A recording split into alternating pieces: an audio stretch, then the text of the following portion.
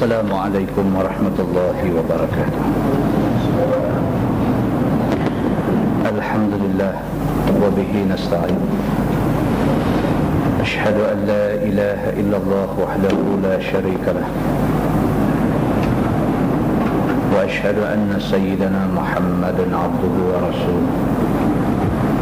Wa nusalli wa nusallim ala hadzal nabiyil karim sayyidil mursalin wa ala alihi wa sahbihi ajma'in.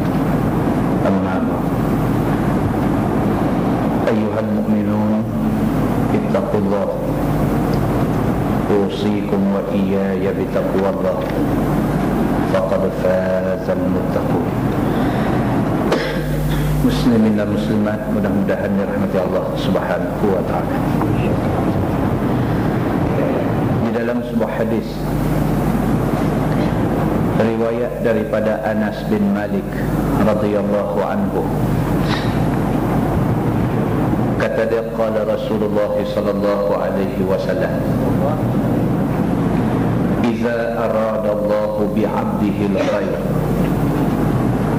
ajjala lahu al-'uqubata fid dunya, wa idza arada Allah bi'abdihi syarr amsaka anhu bidhanbihi hatta yuwafiya bihi yawmal qiyamah.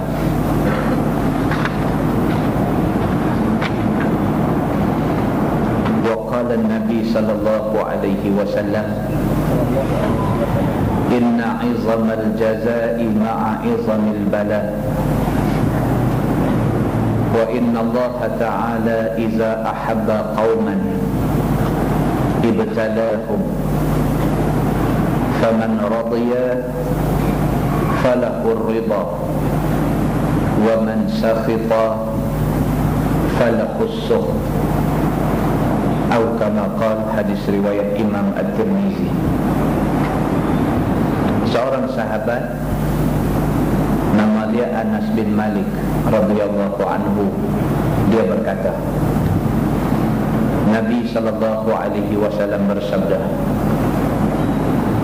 sabda Nabi, iza arada Allahu bi'abdihi al-khair ajjala lahu al-'uqubata fid dunya.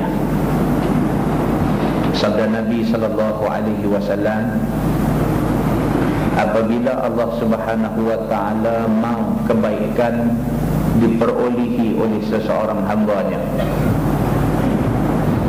kalau Tuhan mau satu orang tu dapat kebaikan, ajjala lahu al-'uqubata fid dunya, Allah Subhanahu wa taala akan segerakan, akan mempercepatkan dia menerima satu penderitaan masa di dunia. Makna dia, Nabi sallallahu alaihi wasallam kalau dia sayang kita, Allah Subhanahu wa ta'ala kalau dia sayang kita, kalau Allah dan Nabi sayang kita, Allah Subhanahu wa ta'ala akan takdirkan kita ditimpa satu susah. Begitu. Wa iza arada Allahu bi'abdihi syarr, dan apabila Allah Subhanahu wa ta'ala nak satu kejahatan, satu keburukan menimpa seseorang manusia, amsaka anhu bidhanbi hatta yuwafiya bihi yawmal qiyamah, maka Allah Subhanahu wa ta'ala akan tangguh balasan daripada menimpa satu-satu orang yang buat dosa.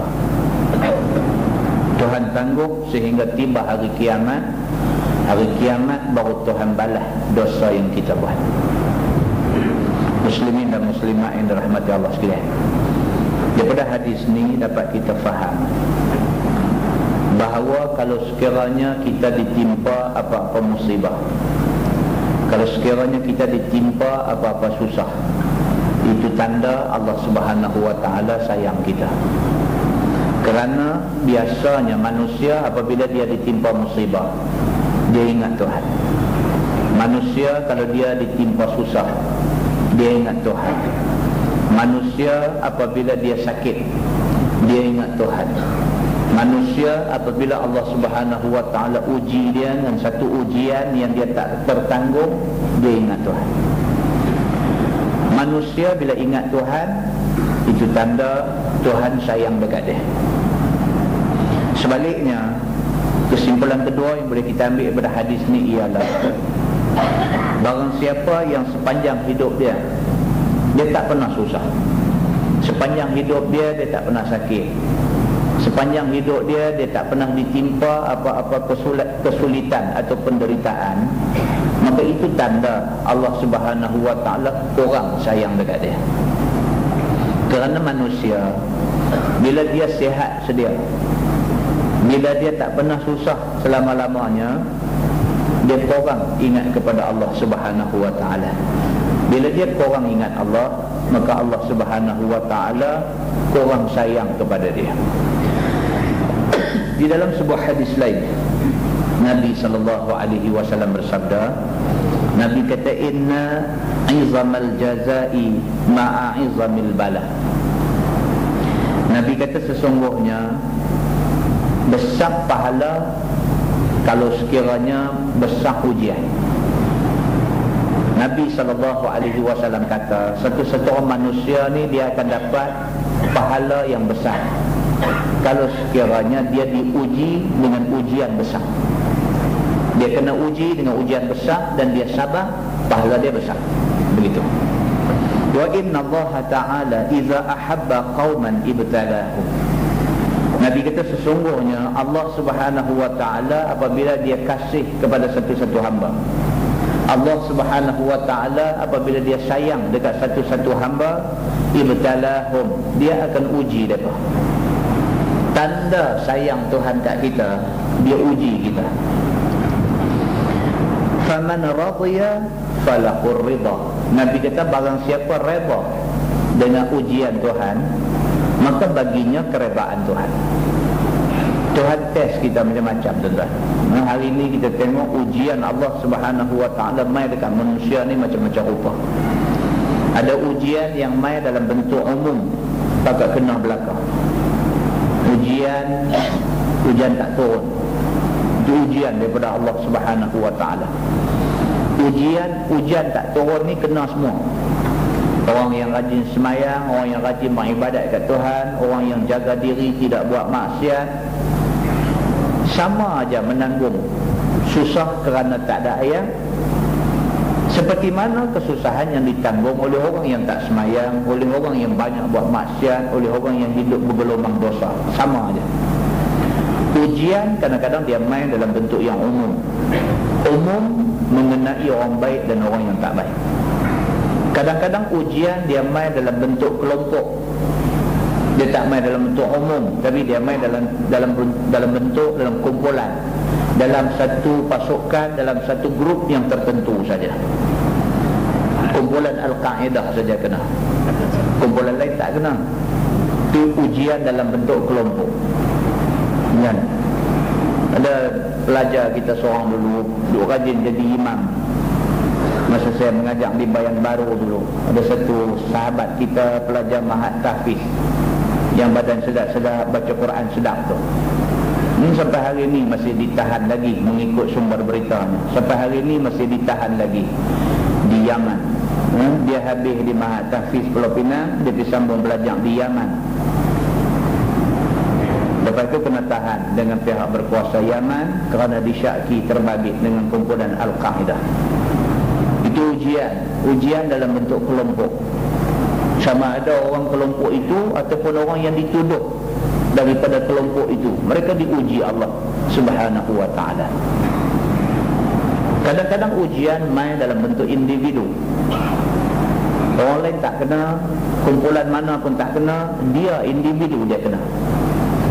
Maka ujian Allah Subhanahu wa ta'ala ni berbagai-bagai. Kadang-kadang ujian pada individu, antara satu individu dengan satu individu tak sama. Ada individu yang Allah uji dia dengan sakit. Dia sihat elok, kawan saya baru 4 hari lepas. Dia sihat elok, umur baru 42. Angkut bata je. Angkut bata merah tu. Angkut dua kereta surung, terus rebak. Masuk hospital, masuk CCU jantung. Masuk hari mula lagi, doktor dah kata dekat isteri dia, kami tak janji keselamatan untuk suami puan, tapi apapun eloklah kalau puan nak balik, nak buat sembahyang hajat, nak buat baca yasin, nak bagi tahu adik-beradik pun eloklah. Dia kata kerana terus terang kami habaq supaya puan tak terkejut, keadaan dia sangat kritikal. Tak sangka 4 hari sebelum tu, 5 hari, seminggu sebelum tu, sebulan sebelum tu, tak sangka dia nak rebah, nak jatuh, terus nak jadi serius macam tu. Tu ujian pada dia. Dia diuji, isteri dia diuji, anak-anak semua diuji. Anak sulung baru masuk tahun 1 universiti. Anak sulung baru masuk tahun 1 universiti. Isteri tak kerja. Itu ujian yang Allah Subhanahu wa ta'ala timpa kepada dia sebagai individu, dan turut menanggung dan merasa ujian itu adalah isteri dan anak-anak dia. Masing-masing dalam susah hati dan kesusahan memikirkan kesihatan suami, kesihatan bapa, dan memikirkan masa depan mereka sekeluarga. Ini ujian, tuan-tuan. Jadi Allah Subhanahu wa ta'ala, Nabi SAW kata, wa inna Allah ta'ala iza ahabba qauman ibtalahum. Tuhan kalau dia kasih dekat satu-satu kaum, ibtalahum, dia akan uji kaum itu. Faman radhiya falahur ridha. Siapa yang boleh redha, boleh terima ujian Tuhan. Apa juga ujian mai kat dia, dia terima. Ini ujian Tuhan dekat dia, dan dia minta supaya Tuhan bagi kekuatan dan kesabaran pada dia. Falahur ridha. Nabi kata maka baginya keredaan Tuhan. Dia redha dengan apa yang Tuhan bagi ke dia, Tuhan redha pada dia. Wa man sakhita falahu sukht. Tapi barang siapa yang jadi marah dengan ujian Tuhan, Tuhan test dia, dia marah Tuhan. Tuhan uji dia, dia nak marah ke Tuhan. Tuhan buat sesuatu, timpa ke sesuatu susah kepada dia, dia jadi hilang kesabaran, dia nak marah Tuhan. Falahu sukht. Maka baginya kemurkaan Tuhan. Kita kena ingat, kita marah Tuhan, Tuhan tak jadi apa. Tapi kalau Tuhan murka dekat kita, kita susah, kita tak ada tempat nak mengadu dekat siapa-siapa. Jadi tak ada guna kita marah-marah pada ketentuan, kepada takdir Tuhan. Kerana sifat marah kita kepada Tuhan menyebabkan kita bertambah susah, bukannya bertambah senang. Muslimin dan muslimat yang dirahmati Allah sekalian, di dalam sebuah hadis lain riwayat daripada Anas bin Malik radhiyallahu anhu, kata dia, qala Rasulullah sallallahu alaihi wasallam, la yatamannayanna ahadukumul maut li dhurrin asabah, fa in kana la budda fa'ilan falyaqul Allahumma ahyini ma kanatil hayatu khairan li wa tawaffani idza kanatil wafatu khairan li, atau kama qala, hadis muttafaqun alaih. Nabi SAW bersabda, Nabi kata, janganlah seseorang daripada kamu mencita-citakan mati kerana kemudaratan yang menimpa kamu semua. Kalau Allah test kita dengan satu susah sebab sakit, yang difahamkan sakit ni tak boleh sembuh misalnya, ataupun susah kerana tak ada duit, macam-macam usaha dia buat tapi tak nampak jalan dia nak boleh duit. Mana-mana manusia yang diuji Allah Subhanahu wa ta'ala dengan apa bentuk ujian pun, janganlah sampai dia bercita-cita biar mati pun tak apa daripada susah macam ni. Fa in kana la budda fa'ilan. Tapi kalau tak dapat, tidak, tak upaya dah, dia rasa kecewa sungguh dengan ujian yang menimpa dia. Tak dapat, tidaklah, dia tak boleh nak bohong diri dia, dia frust sungguh dengan ujian yang Allah Subhanahu wa ta'ala bagi ke dia. Ada orang macam tu, Allah uji dia dengan satu ujian, dia tak boleh terima ujian tu, dia tak boleh terima. Walaupun dia cuba untuk nak terima, cuba untuk nak tahan, cuba untuk nak tunjuk kuat dengan ujian yang Tuhan bagi kat dia, ternyata dia tak boleh tahan dengan ujian tu. Falyaqul, Nabi kata, maka hendaklah dia kata, Allahumma ahyini ma kanatil hayatu khairan li. Maka hendaklah dia kata, ya Allah, hidupkanlah aku, panjangkanlah umur aku, kalau sekiranya panjang umur ini baik untuk aku. Yang tu boleh kata. Tak boleh minta mati, tapi minta, ya Allah, kalau sekiranya hidup, kalau sekiranya panjang umur ni baik untuk aku, biar aku hidup. Wa tawaffani idza kanatil wafatu khairan li. Dan biarlah aku mati kalau sekiranya mati itu baik untuk aku. Muslimin dan muslimat yang dirahmati Allah sekalian, kita tak boleh cakap benda ni. Kita selalu dengar orang buat ulasan cara mudah, kan? Kita duduk dalam masyarakat. Masyarakat ni Tuhan bagi mulut seorang satu, Tuhan bagi akal seorang fikir. Maka manusia yang duduk dalam masyarakat ni, dia fikir cara dia. Dia bercakap apa dia nak cakap. Dia tengok satu orang ditimpa musibah, dia fikir lagu dia, dia kata lagu dia nak kata. Dia kata, apalah hang ni, baru banyak tu kena tak boleh tahan. Banyak orang cakap macam tu. Pasal apa? Pasal ujian tak kena dia, ujian kena orang. Dia cuba nak menilai berat ringan ujian pada orang itu dengan ukuran pada diri dia yang tak ditimpa ujian. Maka selalu pun manusia macam tu. Dia suka merendahkan orang, dia suka meremehkan orang, dia suka kata orang tak tahan, dia suka kata orang lemah, dia suka kata macam-macam yang tak elok dia kata dekat orang. Sedangkan ujian yang sama yang Allah kenakan dekat orang tu, kalau kena dia, belum tentu dia boleh tahan macam mana yang orang tu tahan. Ini agama ajak kita, tuan-tuan. Agama ajak kita supaya kita tidak fikir diri kita saja, tapi kita fikir bersandarkan kepada tunjuk yang diberikan oleh agama. Agama tak suka kita menjadi manusia yang suka memandang remeh kepada orang lain. Itu sebab Nabi SAW dah sebut dalam hadis dia, bila Nabi SAW kata tidak akan masuk syurga orang yang di dalam hati dia ada sebesar zarah daripada takabur. Nabi kata macam tu, la yadkhulul jannah man kana fi qalbihi mithqala dzarratin min kibr. Tidak akan masuk syurga orang yang dalam hati dia ada sikit daripada sifat takabur. Sahabat terus tanya Nabi, ya Rasulullah, macam mana dengan orang yang suka pakai elok-elok, kasut elok dan sebagainya, adakah orang ini takabur? Nabi kata, dah, itu bukan takabur. Tapi takabur itu, Nabi kata, ialah satu, batarul haq. Dia menolak kebenaran. Bila orang buat main kat dia ayat Quran itu benar, dia tolak. Bila orang main kat dia hadis Nabi itu benar, dia tolak. Dia tolak ayat Quran, dia tolak hadis Nabi. Dia nak pakai akal dia. Itu takabur. Wa ghamtun nas. Dan yang kedua, takabur itu ialah orang yang suka meremeh dan memandang hina, memandang rendah kepada orang lain. Dia tengok orang tu, dia kata orang tu macam-macam benda tak elok, dia kata ke orang tu. Bermakna dia memandang hina kepada orang lain. Orang yang memandang orang lain hina dan berasa diri dia hebat, ini orang takabur mengikut tafsiran Nabi SAW.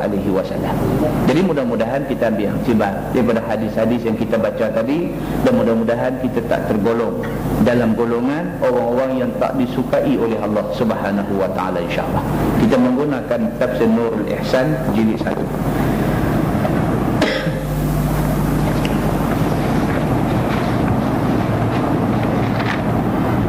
Muka surat 33. Muka surat 33. Kita masih lagi mentafsirkan surah Al-Baqarah. Suratul Baqarah, muka surat 33 ayat 104. Malam ni kita masuk ayat 104. A'udzubillahi minasyaitonir rajim. Ya ayyuhalladzina amanu, wahai mereka yang beriman. Ini ayat yang kita nak baca malam ni. Allah berfirman, ya ayyuhalladzina amanu, wahai segala mereka yang beriman, la taqulu ra'ina, maka janganlah kamu kata bagi kami itu ra'ina, yakni maksudnya ialah ra'i akan kami. Dan adalah mereka itu kata bagi Nabi yang demikian itu. dan iaitu menurut lugah ataupun bahasa orang Yahudi ialah sab, yakni maki. Maka suka mereka itu dengan yang demikian itu, dan khitab mereka itu dengannya akan Nabi SAW. Maka ditegah akan segala mukmin daripada mengatakannya. Itu dia. Malam ni kita nak tengok satu ayat. Allah Subhanahu wa taala ubah. Dulu masa sahabat-sahabat duduk dengan Nabi, mereka bila jumpa Nabi, mereka suka kata dekat Nabi, sahabat Nabi kata dekat Nabi, ra'ina. Maksudnya ialah minta supaya Nabi ra'i mereka. Ra'ina dua makna. Satu makna dia ra'ilah kami, yang kedua makna dia tengoklah kat kami. Sahabat-sahabat mereka suka kalau sekiranya Nabi bagi perhatian dekat mereka. Macam kita mengaji sekolah dululah, kalau cikgu bagi perhatian kat kita, kita sukalah. Dan cikgu kenal kita, ada 30 orang dalam kelas tu, cikgu kenal kita, kita suka sangat cikgu kenal kita. Kita duduk mengaji di masjid pun serupa juga. Kalau ustaz kenal kita, kita rasa kita ada lebih sikit pada kawan sebelah kita, kerana kita ustaz kenal, dia ni kawan kita ni ustaz tak kenal. Macam tu lah siapa pun. Kalau dengan orang besar pun lagu tu lah. Menteri, Perdana Menteri main melawat di Brown Garden ni, main melawat di sini, main dalam ramai-ramai duk ada ni, lebih kurang 50 orang duk ada. Dalam 50 orang tu dia panggil, abang-abang Pak Mai, Allahu Akbar. Pak Mai rasa macam mana? PM kenal aku. Kalau PM kenal kita pun kita seronok. Tuan-tuan, Nabi SAW kenal kita, seronok ke dah? Bukan bandingan lah. Maka sahabat-sahabat Nabi ni masing-masing kalau boleh nak supaya Nabi kenal mereka. Maka masing-masing bila jumpa Nabi ni kira nak buat sesuatu yang membolehkan Nabi bagi perhatian dekat mereka. Nak tarik perhatian Nabi supaya Nabi perhati mereka, supaya Nabi kenal mereka, supaya Nabi lebih sayang kepada mereka, supaya Nabi bagi keutamaan kepada mereka. Maka di antaranya ialah mereka selalu bila jumpa Nabi, mereka kata ra'ina ya Rasulullah, ra'ilah kami ni, tengoklah mai kat kami ni. Begitu.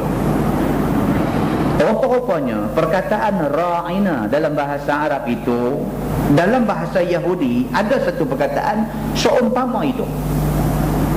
Ra'ina bahasa Arab, dalam bahasa Yahudi dia kata ra'una.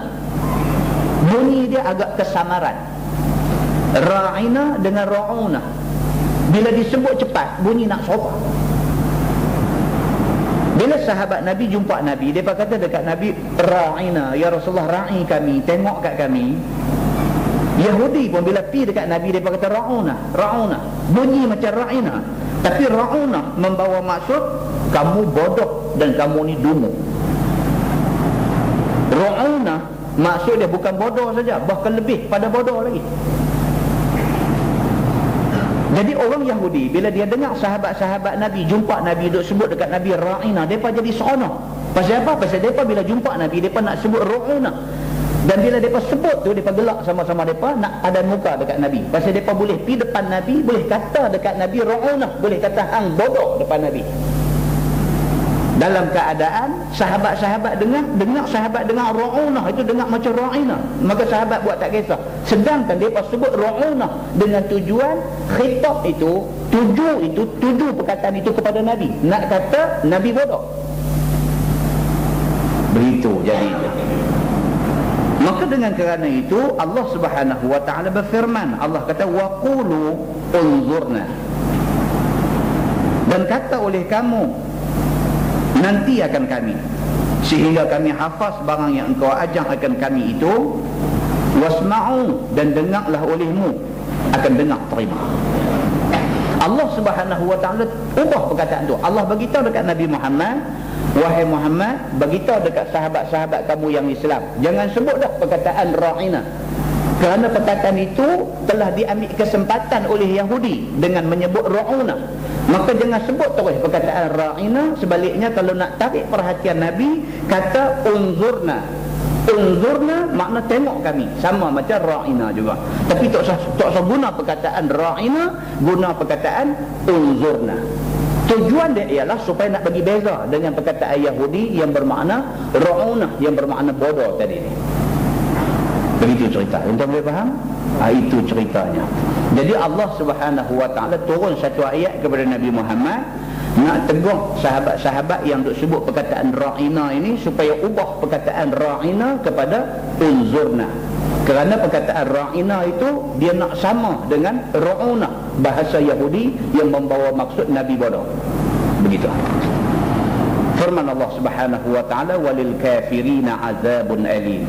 Dan bagi segala kafir itu azab yang amat sakit, iaitu azab neraka.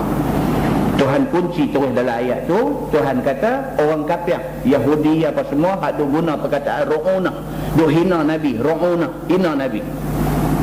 Untuk tu ada sahabat kita hari tu di masjid Jelutong hari tu nak edarkan buku jawapan Persatuan Ulama Malaysia terhadap apa nama golongan yang mencerca dan menghina Nabi Muhammad sallallahu alaihi wasallam.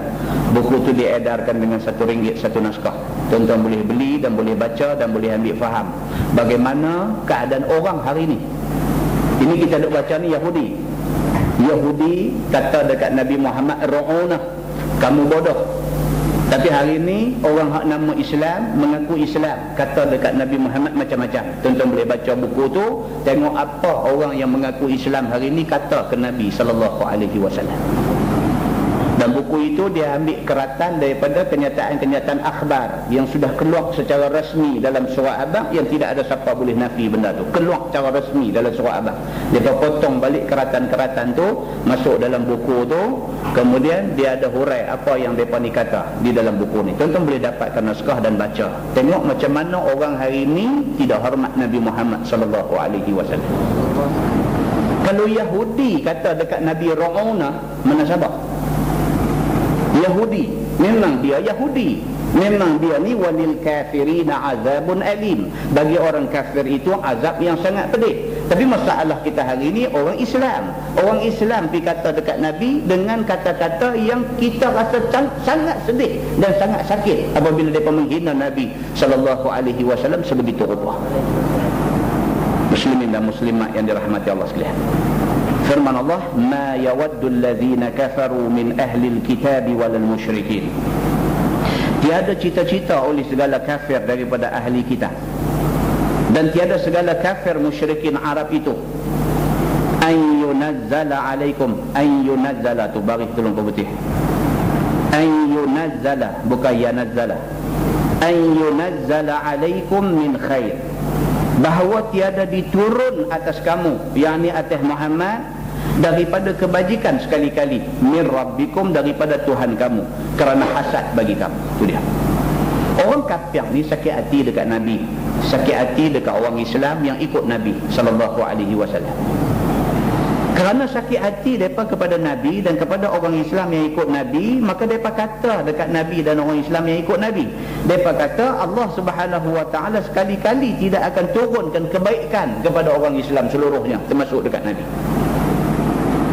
Mereka kata hampa ni kalau hampa ikut Muhammad, Allah tak akan bagi apa satu kebaikan dekat hampa semua.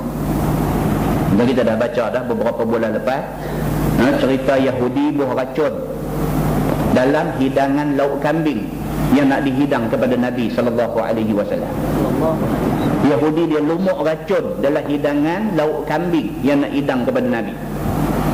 Tapi Nabi sallallahu alaihi wasallam tak ada makan. Allah sudah bagi tahu dekat dia, kata dalam kambing ini ada racun. Nabi pegang Yahudi yang mai bagi kambing ini dekat dia. Nabi tanya Yahudi ini, kita dah baca beberapa bulan lepas. Nabi kata dekat Yahudi ini, kenapa kamu taruh racun di dalam hidangan ini? Nabi tak tanya hang ke bubuh. Nabi kata kenapa kamu bubuh racun dalam hidangan ini? Apa jawab Yahudi ini?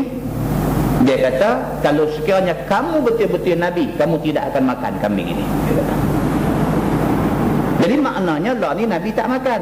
Nabi tahu dulu kata ada racun dalam kambing ini. Jadi maknanya kamu percaya aku Nabi? Tak percaya juga. Ini yang dikatakan kedegilan Yahudi. Dia bukan tak tahu kata Nabi itu betul. Pasal apa kita kata dia tahu? Pasal dalam Taurat, bahkan dalam Injil yang diturunkan kemudian daripada Taurat, jelas menyebutkan tentang kebangkitan Nabi Muhammad sallallahu alaihi wasallam. Benda ni obvious, cukup jelas. Mereka Mereka tahu, mereka ni yang duk lawan ni bukan orang tak tahu. Mereka ni ahlul kitab. Mereka ini orang yang ahli di dalam memahami Taurat, ahli dalam memahami Injil. Mereka ulama di dalam Taurat dan Injil, di dalam memahami Taurat dan Injil. Mereka tahu kata Nabi Muhammad ni memang Nabi akhir zaman, tapi tak mau percaya. Bukan tak mau percaya, mereka nak binasakan Nabi ni. Sampai ke peringkat mereka ambil racun bubuh di makanan, di lauk kambing yang nak dihidangkan kepada Nabi. Buh racun tu sebenarnya bukan nak test tengok dia ni betul-betul Nabi ke tak, tapi sebenarnya mereka nak meracuni Nabi SAW bagi mati. Itu tujuan dia. Bila mereka buh di situ, Nabi tak makan pasal Allah sudah bagi tahu dekat Nabi, Jibril sudah habaq dekat Nabi, wahai Muhammad, jangan kamu sentuh makanan itu kerana ada racun di dalam dia. Nabi tak makan. Nabi terus pegang Yahudi ni. Nabi kata, pasal apa hang bubuh racun dalam makanan ni? Apa dia jawab? Dia kata, kalau kamu betul-betul Nabi, kamu tak akan makan kambing ni. Nabi kata kat dia, kalau macam tu sekarang kamu yakin kata aku Nabi? Tak juga. Nak buat bagaimana? Orang macam ni nak buat macam mana, tuan-tuan? Bukan soalnya orang tak berhujah, bukan soalnya orang tak terang kat dia, bukan soalnya siapa pun tak pergi nak perbetul dia, tapi soalnya dia nak kekal dengan kedegilan dia. Kita bukan semua orang kita boleh berjumpa, kita boleh bercakap, boleh berhujah, boleh berbincang. Bukan dengan semua orang. Ada setengah orang tak guna berhujah, tak guna berbincang, tak guna bercakap. Pasal apa? Pasal dia memang daripada dulu sampai bila-bila dia sudah dengan pendirian dia untuk mengatakan Islam tak betul. Nak bercakap apa dengan dia? Tapi kalau dia duduk dalam kumpulan orang yang nak cari kebenaran, kita boleh berbincang. Tapi kalau dia bukan orang yang nak cari kebenaran, dia orang yang nak kata Islam salah, nak bincang macam mana dengan dia? Seperti mana Yahudi ni, sakit hati dia dekat Nabi sampai ke peringkat dia kata dekat Nabi, dekat orang Islam semua, dia kata Allah Subhanahu Wa Taala sekali-kali tidak akan menurunkan sebarang kebaikan kepada kamu semua. Pasal apa? Kerana hasad bagi kamu, kerana dengki mereka kepada Nabi sallallahu alaihi wasallam. Firman Allah, wallahu yahtassu bi rahmatihi man yasha. Dan bermula Allah Taala itu menentukan dia dengan rahmatnya, yakni nubuwah akan mereka yang dikehendaki jadi Nabi itu. Walaupun Yahudi tak suka Nabi Muhammad jadi Nabi, orang Yahudi mau yang menjadi Nabi akhir zaman ini daripada kalangan dia. Orang Yahudi dia mau Nabi akhir zaman ini daripada kalangan Yahudi, bukan daripada kalangan Arab. Mereka ni asabiyah, mereka ni semangat perkauman mereka lebih. Oleh kerana mereka Jus, mereka Yahudi, maka mereka mau semua Nabi keturunan dia. Tiba-tiba Nabi akhir zaman yang merupakan Nabi paling istimewa, yang merupakan Nabi seluruh umat akhir zaman, tiba-tiba Nabi akhir zaman dilantik daripada kalangan Arab, bukan daripada kalangan Yahudi. Mereka tak boleh terima benda ni. Allah kata walaupun Yahudi tak boleh terima, wallahu yakhtassu bi rahmatihi man yasha. Bermula Allah Taala menentukan dia dengan rahmatnya, yakni siapa nak jadi nabi mengikut macam mana yang Allah punya mau. Allah mau Nabi Muhammad jadi nabi, maka Nabi Muhammad jadi nabi, bukan orang Yahudi jadi nabi. Wallahu dzul fadlil azim. Dan bermula Allah Taala itu Tuhan yang ampunya kurnia pemberian yang besar-besar. Dan Allah Subhanahu Wa Taala dzul fadlil azim, dia yang memiliki fadilat, kelebihan yang besar-besar. Tuhan punya, dia nak bagi kat siapa dia punya suka. Macam kita ada duit, 1/3 daripada duit kita boleh dijadikan bahagian wasiat. Kita ada duit, 1/3 daripada duit kita boleh dijadikan bahagian wasiat. Kita nak bagi 1/3 wasiat tu dekat siapa, yang tu kita punya suka. Bini kita pun tak boleh larang, anak kita pun tak boleh larang, kerana hak kita. 1/3 tu kita nak bagi kat siapa, kita punya suka. Allah Subhanahu Wa Taala Tuhan Rabbul Alamin, seluruh alam dia punya. Dia nak bagi rahmat dekat siapa, dia punya suka. Dia nak bagi siapa panjang umur, dia nak bagi siapa kaya, dia nak bagi siapa sehat, dia nak bagi apa dekat siapa pun tak boleh kata apa. Itu Allah Subhanahu wa taala punya kuasa. Allah nak lantik Muhammad bin Abdullah menjadi nabi akhir zaman, itu Allah punya kuasa. Allah punya suka. Tak ada siapa boleh larang Allah daripada melantik Nabi Muhammad menjadi nabi akhir dia. Itu maksudnya. Dan tak kala ta'an, yakni cerca. Ta'an itu bahasa Arab. Dan tak kala ta'an, yakni cerca oleh segala kafir pada mansuh hukum. Ta'an ini dalam bahasa Arab. Ta'an maksud dia cerca nak bagi jatuh maruah. Itu ta'an dia bagi. Itu ta'an. Maka tak kala ta'an, yakni cerca oleh segala kafir pada mansuh hukum. Dalam Quran ada turun ayat, kemudian ada turun pula ayat yang memansuhkan ayat yang sudah diturunkan. Bila berlaku benda macam ni, orang kafir guna ini sebagai satu senjata mereka nak kata Quran ini ada kelemahan. Kalau contoh belajar usul fiqh, dia masuk di bawah bab nasikh mansukh.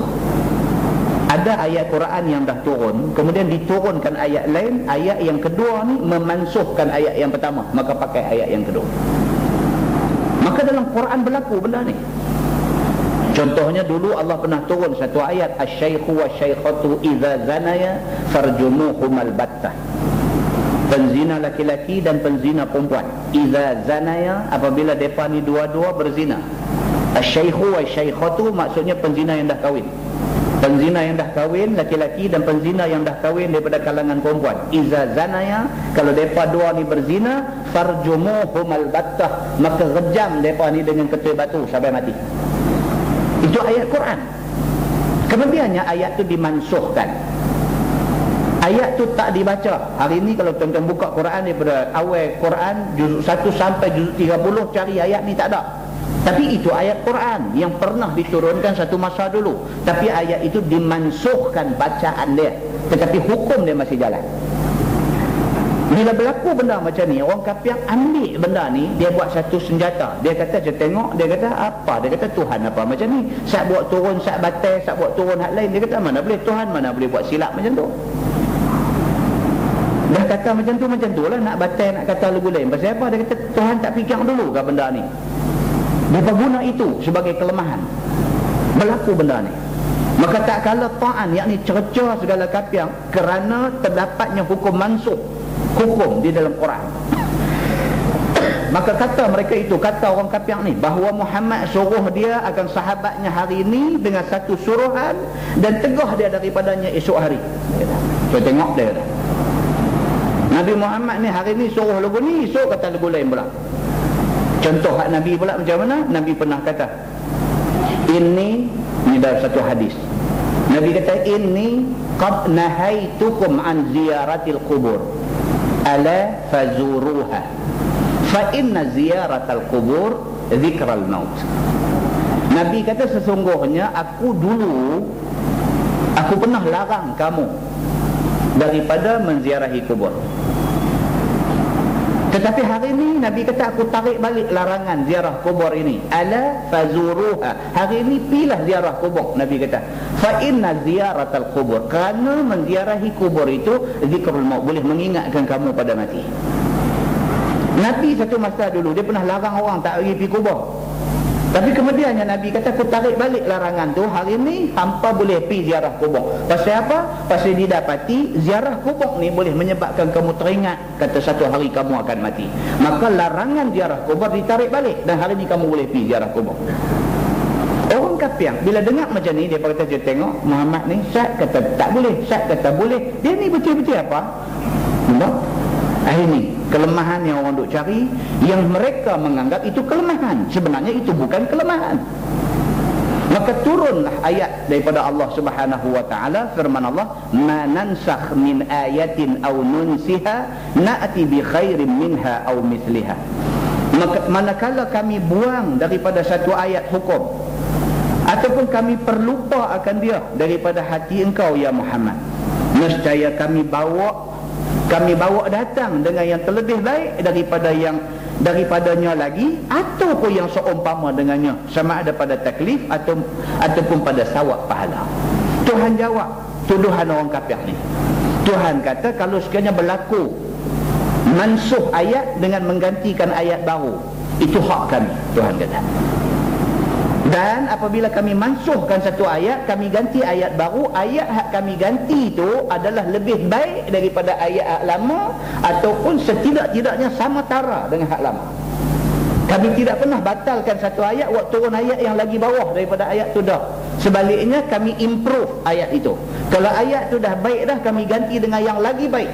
Kalau ayat tu baik, kami ganti yang sama baik dengan dia. Tak ada ayat yang baik kami ganti dengan ayat yang tidak baik. Tak ada, Tuhan kata.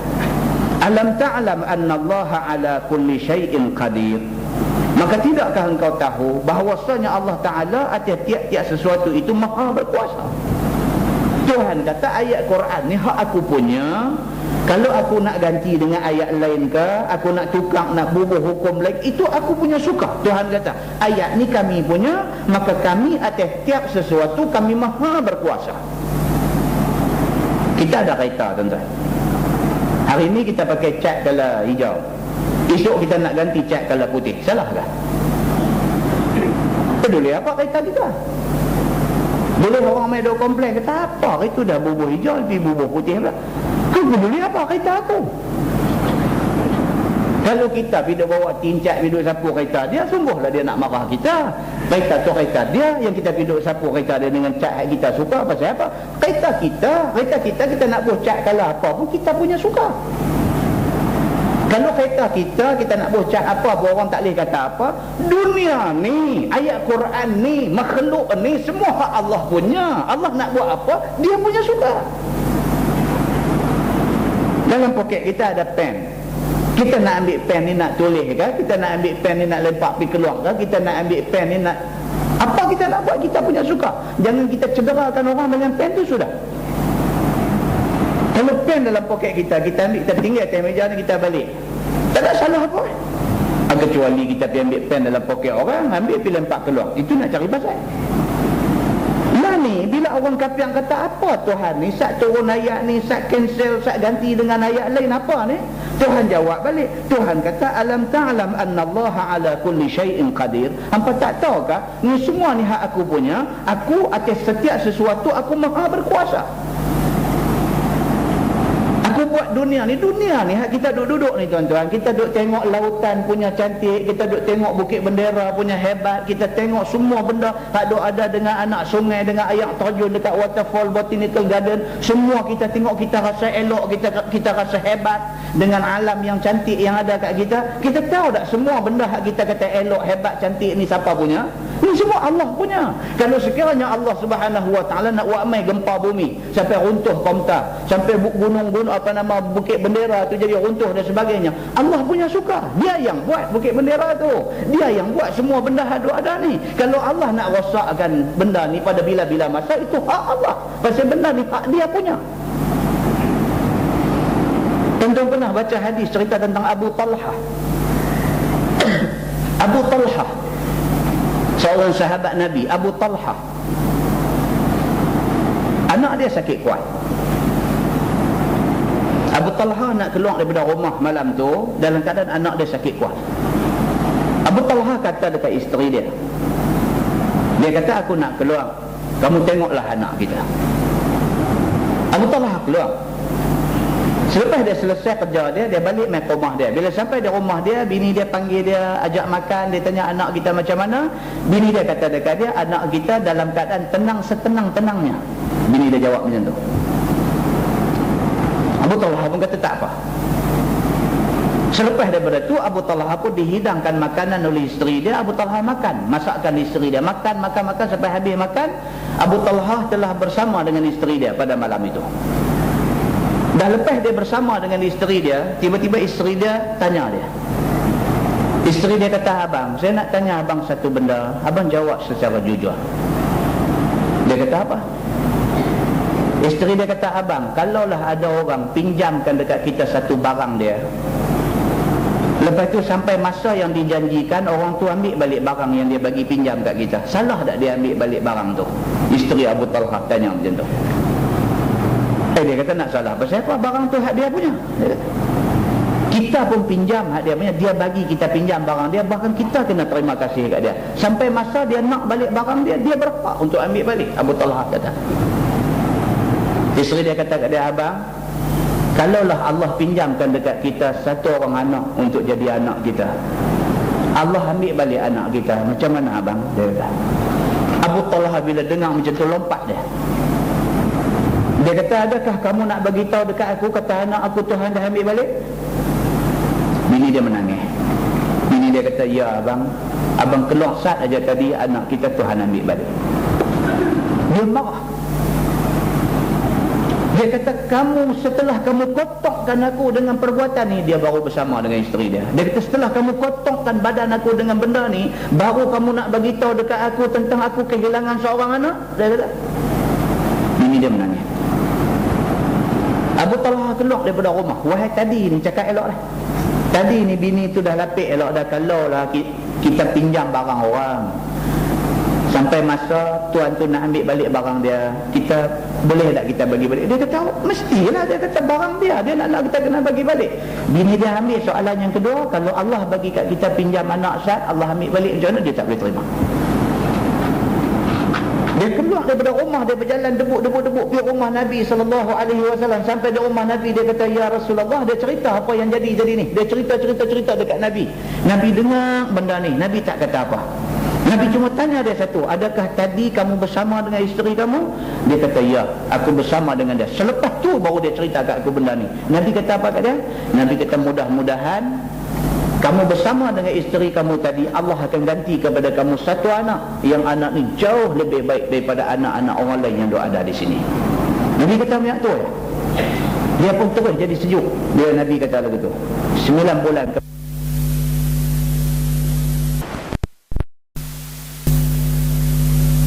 seorang sahabat, Anas bin Malik, dia kata, Anas, kamu tolong bawa anak aku dan bawa kurma beberapa biji pergi rumah Nabi.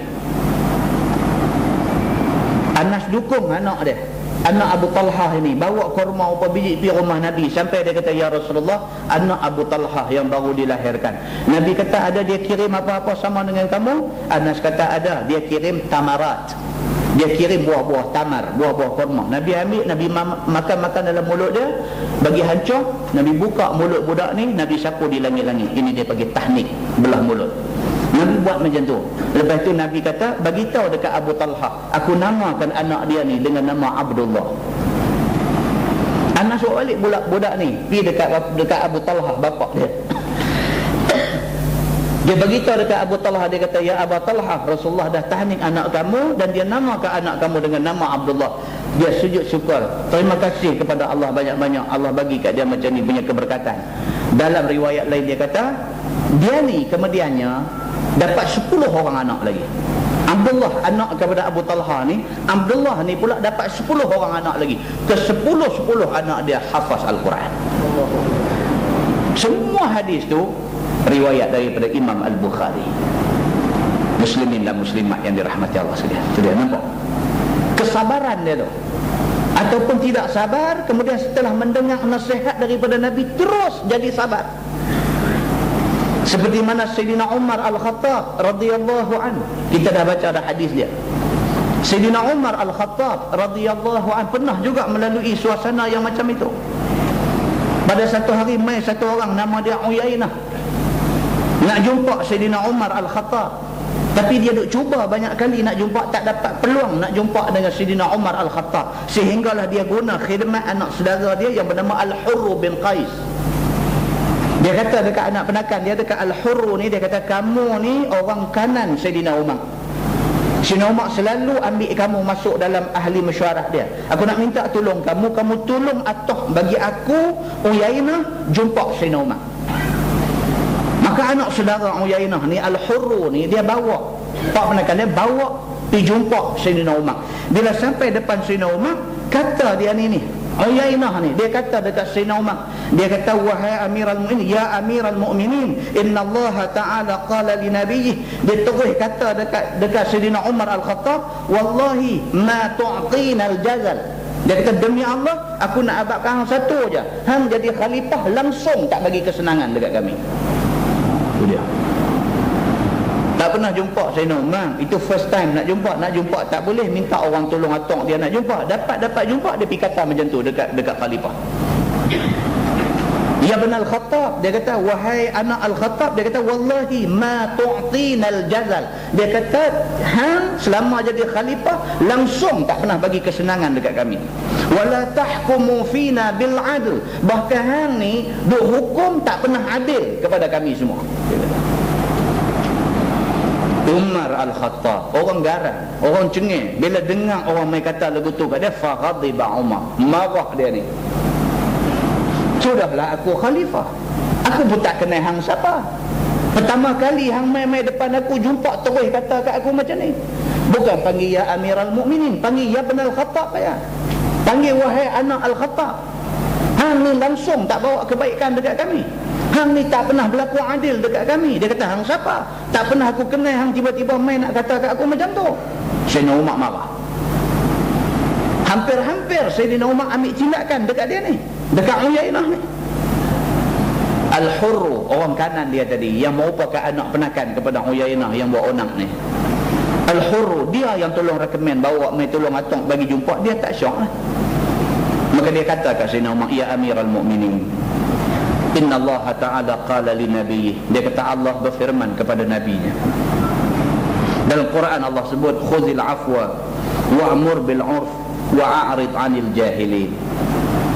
Tuhan kata khuzil afwa, belajarlah bermaaf-maafan. Ambillah bermaaf-maafan. Maksudnya belajarlah bermaaf-maafan. Walaupun satu hari mai satu orang kata kat kita macam tu, dia tak patut kata kat kita macam tu, tapi maafkanlah dia. Wa'mur bil 'urf. Dalam Quran Tuhan kata suruhlah buat benda-benda baik. Marah-marah ni tak baik. Buatlah benda baik. Wa a'rid 'anil jahilin. Tuhan kata tak usah pedulilah dekat orang-orang yang jahil bodoh. Kata Al-Hurru, wa inna hadza minal jahilin. Dia kata ni pak penakan aku ni, dia ni bodoh, dia kata. Wa inna hadza minal jahilin, ini orang bodoh. Ni pak penakan aku ni, Uyainah ni, aku bawa dia mai, aku duk ingat dia cerdik, rupanya dia bodoh. Dia tak kenal siapa, dia tak kenal kamu ni Khalifah Amirul Mukminin, dia tak kenal. Dia boleh main maki kamu macam tu. Wa inna hadza minal jahilin. Dia kata pak penakan aku ni orang jahil. Terus ada duk ambil berat tu, terus ada ambil hati, terus ada ambil kira sangat apa dia kata. Maafkan saja dia. Sayyidina Umar Al-Khattab, bila orang kanan dia sebut macam tu kat dia, dia ni dandan, temperature panas ni dandan turun rapat. Sehingga kan kata dia ni, kata Al-Hurru ni, dia kata aku tidak pernah tengok manusia yang cukup cepat sejuk macam Sayyidina Umar ni. Apabila dengar sepotong ayat Quran, sudah cukup sepotong ayat Quran untuk potong marah dia. Tuan-tuan, kalau kita bangkit main seorang, Samsuri,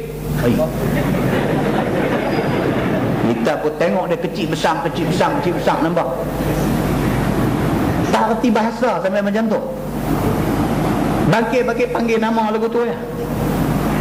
Kata kaya lagu tu. Kata dia ni apa hal ni? Telinga capang je. Kita pun darah dia naik pergi ujung rambut je. Awak dia ni buat lagu ni. Lepas kawan sebelah kata, Ustaz, khuzil afwa wa'mur bil 'urf. Dengan dia kita berbual sekali. Tapi Sayyidina Umar Al-Khattab yang terkenal garang, cengeng, tegas, keras, orang yang cukup punya hebat ni, bila orang main kat dia kata, ya bin Al-Khattab, wahai anak Al-Khattab, hang ni tak pernah berlaku adil, hang ni langsung tak bawa kebaikan dekat kami, gam duk hantam dia macam tu. Dia pun dah naik marah. Tiba-tiba bangkit satu orang baca sepotong ayat Quran, khuzil afwa wa'mur bil 'urf wa'arid 'anil jahilin. Kata pula dia ni, wa anna hadza minal jahilin. Dia ni pak penakan aku ni, dia ni macam yang Tuhan kata tadi dah, dia ni orang jahil. Tak saduk pedulilah dia kata apa, tak saduk marah kat dia. Dia dengar ayat tu, temperature tengah panas ni turun terus sejuk. Sayyidina Umar Al-Khattab radhiyallahu anhu, bukan senang pula, bukan senang. Ini yang Allah Subhanahu wa taala nak beritahu kat kita. Allah Subhanahu wa ta'ala kata, hampa nak marah kat aku buat turun ayat, lepas tu aku cancel ayat tu ganti dengan ayat lain. Hampa nak kata aku buat kerja tak smart. Buat kerja tak smart. Dah buat turun satu ayat, lepas tu nasah, mansuhkan ayat tu, turunkan ayat baru nak ganti. Hampa kata Tuhan apa buat kerja tak smart. Hampa nak kata kat aku macam tu, alam ta'lam anna Allah ala kulli syai'in qadir. Tuhan kata hampa tak tahu kan, kata Allah, yang kata Allah Tuhan sekalian alam ni, dia atas setiap sesuatu dia maha berkuasa. Bukan setakat nak pindah ayat Quran yang aku turun, aku nak mansuh, nak ganti ayat lain saja aku boleh buat. Hang haduk komplain tu pun aku boleh bagi matilah juga kalau aku mau. Tuhan kata, alam ta'lam anna Allah lahu mulkus samawati wal ard. Dan tidakkah engkau tahu wahai Muhammad bahwasanya Allah Ta'ala itu Tuhan yang baginya milik 7 petala langit dan bumi. Itu dia. Ini yang kata tuan-tuan, yang berhak untuk sifat takabur ni Allah aja. Manusia tak boleh. Allah dia boleh takabur. Bila ada orang cabar dia, dia lawan balik cabaran orang tu, dia lawan tu dengan tunjuk dia besar. Orang sudah komplain Tuhan, kata Tuhan apa tak smart, buat turun ayat, lepas tu mansuh ganti ayat lain. Dia jawab balik, dia kata apa? Yang pertama dia kata ni aku ni Tuhan. Dia kata aku apa aku nak buat, aku maha berkuasa. Tak cukup kata tu, dia besar lagi. Dia kata apa? Dia kata alam ta'lam, hampa tak tahu ke annallaha lahu mulkus samawati wal ard. Hampa tak tahu ke langit hak 7 lapis duk ada di atas tu, bumi hak hampa duk pijak, hak hampa berjalan tak habis lagi ni, langit bumi ni hak aku punya. Dia kata takabur tak Tuhan ni? Cukup takabur, cukup takabur. Memang sifat takabur tu hak Tuhan. Kita pun manusia kecil aja tapi cakap besar. Dan Tuhan dia memang besar. Kalau dia cakap besar memang dia. Kita ni kecil saja cakap tuan-tuan. Aku perlu dia apa hang? Aku minta duit dah. Jugil macam nak kelar orang. Kita ni kecil saja tapi bercakap Allahu akbar. Aku perlu dia apa dengan hang? Aku ada hutang hang. Bila aku ambil duit hang? Hang perlu dia apa? Bung bagi. Itu manusia. Allah Subhanahu wa ta'ala Tuhan Rabbul Alamin. Kita dah baca Fatihah, alhamdulillahi Rabbil Alamin. Segala puji bagi Allah Tuhan semesta alam. Semua hak dia punya. Maka lebih layak Tuhan bersifat takabur begitu. Dia kata memperbuat ia pada dalamnya barang yang dia kehendaki daripada memelia dan menghina dan menukar hukum. Allah Subhanahu wa ta'ala dia nak buat apa atas bumi ni, atas langit, atas apa, Allah nak buat apa tu dia punya suka. Sama ada dia nak memuliakan siapa, dia nak menghina siapa, dia nak menukar hukum apa, itu Allah Subhanahu wa ta'ala punya kuasa. Orang lain tak boleh campur. Firman Allah, wa ma lakum min dunillah, dan tiada bagi kamu daripada lain Allah Ta'ala itu min waliyyin wala nasir, daripada wali yang memelihara kamu, dan tiada pertolongan yang menegah ia daripada azabnya daripada kamu. Dia Allah Subhanahu wa ta'ala ni dia adalah satu-satunya orang yang boleh melindungi kita, satu-satunya zat, satu-satunya kuasa yang boleh melindungi kita. Tak ada siapa boleh buat apa kat kita kalau sekiranya Allah Subhanahu wa ta'ala lindung kita. Dan tiada pertolongan yang menegah Allah akan azabnya daripada kamu. Dan siapa pun tidak boleh halang azab Allah daripada kena kita kalau Allah sudah takdirkan azab akan menimpa kita. Dia kata permintaan ahlu Makkah, dan telah turun tak kala minta Nabi oleh ahli Mekah bahawa diluat akan Mekah dan jadi di Bukit Safa itu emas. Am turiduna, adakah kamu kehendaki an tas'alu rasulakum, bahawa kamu minta akan rasul kamu, yakni Muhammad itu, kama su'ila Musa min qab, seperti mana barang yang diminta akan Nabi Musa daripada dahulu oleh kaumnya, daripada kata mereka itu arinallaha jahrah, perlihat akan kami Allah itu terang-terang, dan lain daripada yang demikian itu. Ini pula dia nak main satu cerita. Nabi SAW pernah dicabar oleh penduduk Mekah. Bila Nabi duk kata dia dilantik oleh Allah jadi Nabi, Nabi duk beritahu kata apa yang ada istimewa dekat dia ni mukjizat yang Allah bagi dekat dia sebagai bukti dia Nabi. Maka penduduk Mekah ni dia cabar Nabi. Cabar ni maksud cabar main-main. Dia Dia kata, Allah ni Muhammad, kalau betul lah kamu ni kata kamu Nabi, Allah lantik kamu jadi Nabi, nak minta satu. Mekah ni sempit, kamu minta Tuhan buat bagi Mekah ni luas. Tuan, kita pernah pergi Mekah kan, Masjidil Haram tu dia duduk di lembah, dia valley macam tu, lembah. Kalau kita masuk daripada Jeddah main dengan bas masuk tu, tak nampak Kaabah tu, tak nampak sebab dia duduk lepas ke bawah. Dia duduk di tengah lembah. Tu Mekah sebenar-benarnya, Ummul Qura. Mekah tu sebenarnya banyak tu aja, kecil aja. Mekah yang kecil tu, penduduk Mekah zaman Nabi lu minta, kalau betul kamu ni Muhammad, kamu ni Nabi, minta supaya Allah bagi besar Mekah ni. Satu. Yang kedua, kami nak minta dekat kamu satu, kalau betul kamu ni Nabi, minta supaya Bukit Safa. Kita pergi Mekah, habis kita tawaf, kita nak pergi sa'i Safa ke Marwah. Bukit Safa tu, minta bukit tu bertukar bagi jadi emas. Kalau Tuhan kamu boleh buat dua benda ni, boleh bagi Mekah ni jadi besar, boleh bagi Bukit Safa tu tukar bagi jadi emas, okey, kami terima kamu Nabi. Itu cabaran. Kita tengok cabaran macam tu. Kalau tuan-tuan buka dalam surah Al-Isra ayat 90-93, banyak lagi lah cabaran mereka ni. Surah Al-Isra ayat 90-93, firman Allah, wa qalu lan nu'mina laka hatta tafjura lana minal ardi yanbu'a. Dan berkatalah orang-orang ni, kami tak akan beriman kepada kamu sehinggalah kamu suruh Allah Subhanahu wa ta'ala pancarkan mata air daripada perut bumi Mekah ni. Mekah negeri kering kontang, air tak ada. Kami boleh terima kata Allah tu Tuhan kamu dan kamu Nabi, kami boleh terima, dengan syarat kamu pergi beritahu kat Tuhan kamu, suruh terbit air mata ni, mata air daripada perut bumi Mekah ni. Au takuna laka jannatun min nakhilin wa 'inabin fatufajjiral anhara khilalaha tafjira. Ataupun pihabak dekat Tuhan kamu, minta supaya Tuhan bagi dekat kamu kebun korma dan kebun anggur, dan di celah-celah kebun korma dan anggur ni ada anak sungai yang mengalir terang. Cabar Nabi Muhammad. La nak minta yang pertama, Mekah ni yang ada mata air. Satu. Kalau tak boleh nak buat untuk kami, buat untuk hang, buat untuk kamu saja wahai Muhammad, minta Tuhan bagi dekat kamu kebun korma dengan kebun anggur. Di celah-celah kebun korma dengan anggur tu ada anak sungai yang air beras. Kalau tak boleh juga, au tusqitas samaa kama za'amta alaina kisafan. Kalau tak boleh juga buat macam tu, lah ni macam ni, pi habaq dekat Tuhan hang, suruh bagi reban langit ni turun mai sekepin-sekepin atas kami. Ni ayat 90-91 surah Al-Isra. Tuan-tuan balik buka baca. Cabar ni. Kalau boleh minta terbit mata ayam, kalau tak boleh kat kami buat kat hang, buat kebun korma dengan kebun anggur, celah-celah kebun ada anak sungai yang deras. Kalau tak boleh juga lah macam ni lah, senang, pi habaq kat Tuhan hang, suruh bagi reban langit ni sekepin-sekepin timpa kami, bagi kami ni mampu semua, senang.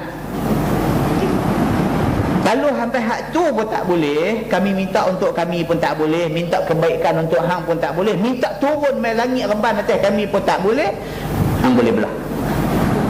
Cara kasarnya macam tu. Dicabar Nabi Muhammad sallallahu alaihi wasallam sampai macam tu. Cabaran yang Arab Mekah kata dekat Nabi ni samalah macam Bani Israel kata dekat Nabi Musa dulu. Dia berkata apa dekat Nabi Musa? Arinallaha jahrah. Lah ni macam ni lah Musa, hang duk terang pun nampak buang masa, kesian kat hang. Lah macam ni, arinallaha jahrah. Ambil panggil Tuhan hang yang kata Allah tu, panggil mai, turun mai berdiri depan kami, kami nak tengok, oh ni dia Tuhan. Okey. Lah macam tu lah, Tuhan saya cakap banyak. Maka perlihat akan kami Allah itu secara terang-terang, dan lain daripada yang demikian itu. Buat mai benda-benda macam ni senang, kami terus percaya, tak ada duduk fikir banyak-banyak. Firman Allah, wa man yatabaddalil kufra bil iman, dan barang siapa yang tukar ambil kufur dengan tinggal iman, faqad dhalla sawa'as sabil, maka sungguh telah menyesat ia akan betul jalan mereka itu. Itu dia. Barang siapa yang Allah dah bagi Islam, dah bagi iman, tiba-tiba pergi lempang buang Islam dengan iman ni, balik jadi kafir. Habis. Mana inilah orang yang Allah kata telah menukar gantikan kekufuran dengan keimanan. Iman dah ada dah, ambil iman buang, pergi ambil kufur buang dalam diri. Ini orang faqad dhalla sawa'as sabil, maka sesungguhnya telah sesat dia akan jalan yang betul, sesat daripada jalan betul. Firman Allah, wadda kathirun min ahlil kitab, telah bercita-cita oleh kebanyakan daripada kafir ahli kitab, yakni Yahudi dan Nasrani. Lau yaruddunakum, bahawa kembali mereka itu akan kamu, min ba'di imanikum kuffara, daripada kemudian iman kamu jadi kafir balik. Hasadan min indi anfusihim, kerana hasad daripada sisi diri mereka itu. Min ba'di ma tabayyana lahumul haq, daripada kemudian barang yang menyata bagi mereka itu dalam Taurat oleh yang sebenar pada keadaan Nabi Muhammad. Fa'fu wasfahu, maka maaflah olehmu dan berpalinglah oleh kamu daripada sekalian mereka itu, hatta ya'ti Allahu bi amri, sehingga mendatang Allah dengan suruhnya. Innallaha ala kulli syai'in qadir, bahawa sesungguhnya Allah atas tiap sesuatu amat berkuasa. Maksud ayat tu apa dia? Allah Subhanahu wa taala kata orang-orang kafir mau, kalau boleh, orang-orang hak masuk Islam ni balik agama asal balik. Wadda kathirun min ahlil kitab, memanglah bercita-cita kebanyakan mereka ni supaya orang mereka yang dah masuk Islam balik kat mereka. Itu tujuan dia. Tengok di India lah ni, isu terbaru apa dia? Bukan isu terbaru, isu lama yang diperbaharui. Isu Masjid Babri itulah. Masjid Babri itu masjid yang asal-asalnya memang dah dibina dah di situ sekian punya lama. Masa bukan baru, bukan 2-30 tahun punya lama. Masjid Babri itu dah lama dah duduk di atas bukit dekat Ayodhya ni. Lama dah. Tiba-tiba dengan kerana ada satu Tok Syami dia mimpi kononnya tempat hak bina masjid itu adalah tempat kelahiran Tuhan dia, nama apa tau. Dengan kerana dia mimpi kata Tuhan dia apa nama tu sudah beranak di tapak masjid tu, maka dengan kerana tu pergi peruntuh bang masjid tu, nak buat balik tokong di situ. Sajalah ni yang kata saja cari pasal. Peruntuh dah, masjid pun dah peruntuh dah. Bila dah peruntuh, dia nak buat tokong di atas bukit tu. Bila nak buat tokong, orang Islam tak bagilah. Peruntuh masjid tu dah satu benda yang amat mengguris perasaan orang Islam. Sudahlah hampa peruntuh, hampa nak buang tapak masjid tu, nak berdiri tokong. Ini tak boleh, orang Islam tak boleh terima benda ni. Inilah sampai berita semalam tak beri. Hidup belarak ramai-ramai nak pergi di situ, nak buat juga tokong dia. Sampai macam tu punya jadi. Pasal apa? Pasal nak tunjuk kata dia boleh tindak agama Islam. Tu saja tujuan dia, bukan ada apa. Benda ni simbolik. Kalau dia boleh buang masjid, buat tokong, makna dia cukup hebat tak? Tu saja. Bukan ada apa-apa, bukan kata buat esok ni dia pakat nak pergi semayang di situ sampai penuh, apa tak juga. Saja nak bagi puas hati aja. Muslimin dan muslimat yang dirahmati Allah sekalian, tak bolehlah buat macam tu. Orang Islam tak pernah pergi kacau tempat-tempat ibadat orang agama lain, tak pernah kacau, bahkan dilarang. Duduk kacau tu dilarang. Nabi SAW ketika nak lepas tentera Islam turun berperang, Nabi pesan apa? Nabi pesan yang pertama sekali, Nabi kata urzu bismillah. Nabi kata berperanglah kamu bismillah, dengan nama Allah. Nabi pesan ni dekat tentera yang Nabi perang ni, hampa nak pergi perang ni, berperang dengan nama Allah, wa fi sabilillah, dan perang ini mesti dengan niat yang satu, iaitu kerana nak menegakkan agama Allah. Itu yang kedua. Yang ketiga, Nabi kata apa? Dah selepas dah kamu turun nak perang ni dengan bismillah, kemudian kamu berperang ni dengan niat fi sabilillah, dah kamu turun tu jangan sekali-kali kamu buat zalim kepada siapa-siapa, terutamanya Nabi kata kepada budak-budak, kepada orang tua-tua, kepada orang perempuan, dan kepada rahib yang beribadat di dalam tempat ibadat dia. Islam ni bukan jenis agama cari kacau. Islam ni mau kesejahteraan. Islam nak menjamin keamanan. Islam tak mau benda macam ni. Tapi hak lain ni, depa ni mai duk kacau kita. Islam ajaran dia jelas. Pasal apa? Pasal apa agama lain ni nak kacau Islam? Pasal apa? Ni dia ayat ni beritahu. Pasal wadda katsirun min ahli kitab, dan telah bercita-cita kebanyakan daripada kafir ahli kitab, baik Yahudi, Nasrani apa semua ni, law yaruddunakum, bahawa kembali mereka itu akan kamu, min ba'di imanukum kufara, kemudian daripada beriman kamu jadi kafir balik. Tu depa mau. Dia mau orang yang asal agama dia masuk Islam patah balik ke agama dia. Dia mau yang tu. Pasal apa dia mau macam tu? Hasadan min indi anfusihim, kerana hasad, dengki terhadap diri mereka itu. Dengki, tak suka tengok kepada orang Islam ni, tak suka. Min ba'di ma tabayyana lahumul haq, lebih-lebih lagi mereka rasa tak suka. Pasal apa? Setelah kemudian barang yang menyata bagi mereka itu dalam Taurat oleh yang sebenar pada keadaan Nabi Muhammad. Bila mereka buka kitab Taurat, dalam Taurat pun sebut Nabi Muhammad ni memang Nabi betul. Lagi sakit dalam hati mereka. Kitab mereka sendiri, mereka kata mereka percaya dengan Injil, buka-buka Injil cerita pasal Nabi Muhammad. Oh, yang ni yang tak suka. Mereka kata mereka percaya kepada Taurat, buka-buka Taurat, Taurat sebut pasal Nabi Muhammad. Bertambah-tambah sakit hati mereka, tak suka dekat Nabi Muhammad, tak suka dekat Islam. Begitu. Pun begitu Tuhan kata fa'fu wasfahu, maka maaflah oleh kamu dan berpalinglah oleh kamu daripada mereka itu. Tuhan kata walaupun macam tu mereka buat dekat orang Islam, kalau mereka minta maaf, maaf bang mereka ni. Sampai bila? Hatta ya'ti Allahu bi amri, sehingga mendatang Allah dengan suruhnya, yakni dengan suruh perang. Selagi Allah tak benak perang, jangan perang lagi. Mengalah tak apa, mengalah tak apa. Tapi bila mai perintah suruh kamu perang mereka, maka kamu kena perang dengan mereka.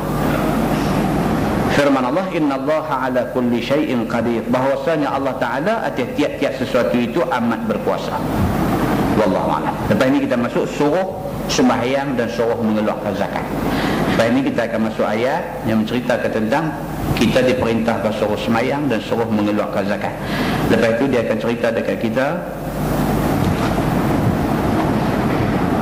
cabaran-cabaran yang dibuat oleh golongan Yahudi dan Nasrani terhadap orang Islam, dan balasan yang Allah Subhanahu wa taala akan timpakan kepada mereka semua. Wallahu a'lam.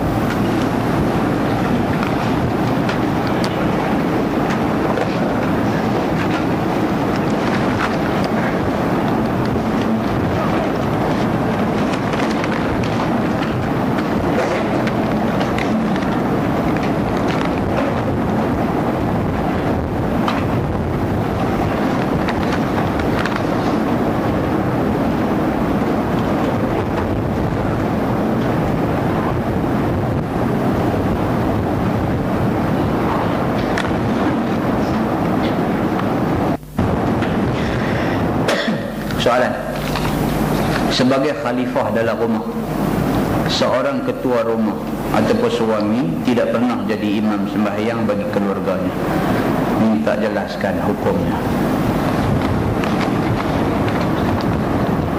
Dia gini tuan-tuan, kalau ikut sunnah Nabi SAW, Nabi sembahyang fardu di masjid. Nabi sembahyang fardu di masjid. Rumah hanya menjadi tempat untuk Nabi sembahyang sunat sahaja. Jadi kalau dia nak tanya ni, dia kata suami tak pernah jadi imam sembahyang fardu di rumah, apa hukumnya? Dia tak ada hukum apa lah. Nak kata salah pun tak salah.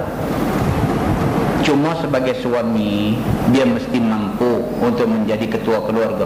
Ketua maksudnya sekaligus dengan mengimamkan sembahyang dan sebagainya. Dan bahasa kita ni, walaupun itu tadi pada dasarnya Nabi sembahyang fardu di masjid, di rumah hanya sembahyang sunat. Tapi bagi kita ni kadang-kadang tak dan nak sembahyang fardu di masjid atas sebab-sebab yang tertentu, maka kita sembahyang di rumah. Jadi bila kita sembahyang di rumah, ada baiknya kita juga mendirikan salat berjamaah dengan anak isteri di rumah. Ada seorang sahabat Nabi, nama dia Abu Ayyub Al-Ansari, sahabat yang terkenal. Abu Ayyub Al-Ansari Dia ni semayang di masjid sama dengan Nabi. Ansari maksudnya orang Madinah lah, orang Ansar. Bila Nabi hijrah Mekah ke Madinah, dia kira tak pernah lepas peluang. Semayang fardu masih semayang dengan Nabi di masjid. Tapi dia ni bila habis ayat semayang bagi salam, Assalamualaikum warahmatullahi, Assalamualaikum warahmatullahi, dia bangkit balik. Perbuatan Abu Ayyub Al-Ansari ini diperhatikan oleh sahabat-sahabat lain. Mencerita dalam hadis. Jadi ramai di kalangan sahabat ni yang timbul tanda tanya dalam kepala mereka. Dia berkata, apa hal dengan Abu Ayyub ni? Dia ni sampai tiap-tiap hari, tiap-tiap waktu semayang, bila habis bagi salam cepat-cepat balik. Macam dia ada satu benda yang tak settle di rumah. Jadi sahabat ni bukan busybody, tapi sahabat yang telah pun dihubungkan ukhuwah Islamiah oleh Nabi. Mereka rasa mereka perlu tahu pasal apa. Kalau sekiranya Abu Ayyub ada masalah, mereka nak tolong. Bila tengok dia bagi salam balik, dia bagi salam terus bangkit balik, mereka takut kot dia ni ada masalah apa, ada rumah dia susah apa ke semua. Pasal apa Abu Ayyub tak cerita kat kita? Kalau dia cerita kat kita, kot kita boleh pakat-pakat tolong, ringan sikit susah dia. Dia pun pergi tanya Abu Ayyub, wahai Abu Ayyub, pasal apa kamu tiap-tiap kali lepas sembahyang cepat balik rumah? Abu Ayyub jawab apa? Dia kata, aku begini, dia kata, aku tak mau lepas peluang untuk sembahyang berjamaah sama dengan Nabi sallallahu alaihi wasallam. Dalam masa yang sama, aku tak mau isteri dan anak-anak aku terlepas peluang untuk sembahyang berjamaah dengan aku. Jadi aku masuk waktu, aku main masjid, aku sembahyang, habis aku sembahyang dengan Nabi, aku balik ke rumah, aku jadi imam sembahyang kepada isteri dan anak-anak aku di rumah. Bila dia jawab macam tu, sahabat-sahabat sudah tak tahu nak kata apa. Dia kata, boleh ke buat macam tu? Apa salahnya kita tanya Nabi sallallahu alaihi wasallam?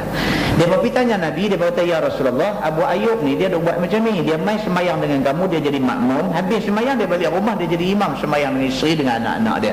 Boleh ke buat macam ni? Nabi kata boleh, bahkan itu baik. Dia dapat dua-dua. Jadi sebagai suami, kalau soalan ni dia kata, suami ni dia kata dia sampai tak pernah jadi imam semayang kepada keluarga, bagi pernah lah. Bagi pernah lah, kalau tak pernah, bagi pernah. Kan? Saya pernah cerita beberapa kali dalam kuliah dulu, satu sahabat juga bukan orang lain, kan? Semayang. Dia tak mau lah, dia tak mau jadi imam, dia rasa dia pun baru lagi, tak pandai lagi, baca pun tak boleh lah, jadi imam ni tak layak lagi. Bukan setakat tak layak jadi imam di masjid, bahkan nak jadi imam pada isteri dengan anak-anak di rumah pun dia rasa dia tak layak. Yang isteri ni nak sangat berimam dengan dia. Jadi isteri dia lah yang bagi tahu ni. Isteri dia kata, ustaz, dia kata ada teman Sabah, dia kata saya kena duduk nak tengok dia semayang tang mana. Nampak dia bagus punya ada takbir Allahu Akbar, saya pergi hampang sejadah, saya takbir semayang, dia tak sedar, saya duduk belakang, dia dah gamak masa rokok ke masa apa ke, dia nampak saya duduk ada belakang, kata sujud-sujud sengak dia, bangkit-bangkit dia tak ada dah. Dengan dia dengan sejadah tak ada lagi, bangkit lari dah. Dia dah semayang dah, bini dia main ikut di belakang, tergamak masa rokok ke masa nak sujud ke apa kot, ternampak ada satu sejadah dia ikut di belakang. Sujud-sujud tu sekali dengan sejadah, tikang tu dia terbang pergi bilik mana, dah tahu pergi semayang. Jadi bini ni dia kata rasa lama sangat sujud, dia kata pasal apa, bangkit tak ada dah ustaz. Dia kata dengan dia tak ada, dengan sejadah dia pun dah tak ada. Jadi kalau sampai macam tu karut kan? Tak boleh lah, sampai bila kita tak ada confident ni. Tak boleh lah, kita kena ada lah confident kan. Orang lelaki-lelaki Islam kan, orang lelaki-lelaki Islam ni sampai nak sembelih ayam pun duk takut lagi kan. Sifat sebagai orang lelaki-lelaki tu, orang lelaki-lelaki ni tak bolehlah sama dengan orang perempuan. Kalau kita pun tak mau jadi imam, sama dengan orang perempuan kan. Orang lelaki-lelaki dia kena ada sifat lelaki-lelaki tu, sifat kelelakian tu kena ada. Di antara sifat kelelakian tu daripada hak orang perempuan tak boleh buat, hak orang perempuan kalau nak buat pun jadi makruh, kita boleh. Orang perempuan boleh tak sembelih ayam? Boleh, tapi makruh. Orang lelaki-lelaki yang kena sembelih ayam ni dah. Kalau nak makan ayam sekok dua, bini sembelih dia tengok darah pun dia pengsan. Susah. Dia dah tak boleh, tu satu pasal. Bini boleh, tu dah satu tak cantik dah. Bini sembelih, darah keluar tu dia pitang. Tak maulah, dia sifat laki-laki tu. Sama lah dengan jadi imam. Dan takkan sampai nak semayang ni bini qamat pula. Suruh dia jadi imam kan. Bini qamat, bini semayang, dia pergi semayang seorang bilik lain. Sama lah, ini ciri-ciri kepimpinan yang perlu ada pada orang laki-laki. Kan, benda ni kena, benda ni kena. Kita kena asuh diri kita, kita boleh jadi pemimpin. Sekurang-kurangnya memimpin rumah tangga, begitu.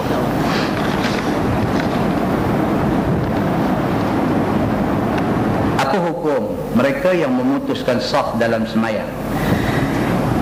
Atau mereka yang nampak saf itu putus tetapi tak mau mengisi tempat kosong itu dan terus bersembahyang? Bagi kita yang nampak, apakah tanggungjawab kita sebenarnya? Yang ni banyak berlaku lah di masjid Taqwa Taman Beram ni. Pasal apa? Pasal saf dia panjang. Saf dia panjang, polah dia balik tu kan. Tadi saya pun main masuk kot tu. Belah sini saf dah sampai ke belakang dah. Belah sini dia ada saf ketiga, ada kosong lagi. Nampak? Peraturan saf, kita kena penuhkan saf yang di depan dulu. Kalau kita main, walaupun kita masuk pintu sana, tapi saf belah hujung sini masih kosong, kita kena pergi isi tempat kosong. Itu peraturan saf. Bahkan kalau di Masjidil Haram, dan kemudiannya ulama fiqh menggunakan hukum yang sama bagi masjid-masjid lain. Walaupun hukum asalnya lintah depan orang semayang itu haram, tetapi kalau lintah kerana nak memenuhi saf depan yang kosong, itu tidak diharamkan. Itu boleh semak di dalam perbahasan hadis tentang soal saf, dia akan menjelaskan benda ni. Saja-saja kita lintah depan orang semayang haram. Bahkan Nabi kata kalau sekiranya satu orang tu tahu berapa punya besar dosa nanti kena kat dia kerana dia lintah depan orang semayang, maka orang tu sanggup berdiri tunggu sampai orang tu sudah semayang, walaupun dia tunggu tu selama 40, dia kata. Kalau dia tahu berat ni dosa lintah depan orang semayang ni, dosa dia berat, dia tahu berat tu tara mana punya berat, dia sanggup tunggu berdiri, tunggu sampai kawan tu sudah semayang baru dia lintah. Berat dosa lintah depan orang semayang, tetapi atas alasan nak memenuhi saf yang di depan yang masih kosong, tidak berdosa kalau lintah dengan tujuan nak penuhi saf yang di depan yang kosong. Maknanya apa? Maknanya memenuhi saf yang di depan itu lebih besar lagi tuntutan dia daripada larangan melintah depan orang semayang. Ini makna dia apa? Makna dia lepas ni kalau sekiranya kita main, kita masuk main, kita nampak ada lagi kosong di depan, penuhkan saf yang di depan dulu. Kalau tuan-tuan rasa masjid Taqwa ni besar sangat dah, sampai nak lintah daripada ujung tu nak penuh saf balik sana pun berasa jauh, kita pergi Masjid Nabawi lagi jauh. Kita pergi Masjid Nabawi, Masjid Madinah, Masjid Nabi tu lagi jauh.